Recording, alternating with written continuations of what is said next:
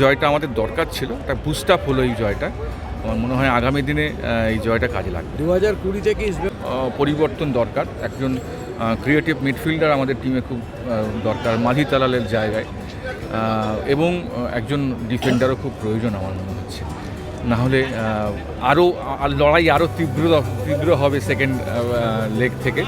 তাই আমার মনে হয় যদি এই দুটো চেঞ্জেস হয় টিমটা দাঁড়িয়ে যাবে, আমরা টপ 6-এ শেষ করতে পারবো।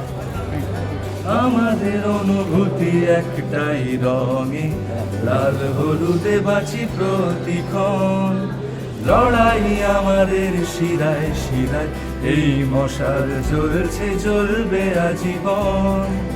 হোক দেশ কিংবা বিদেশ, নাম রেখেছে একটাই দল।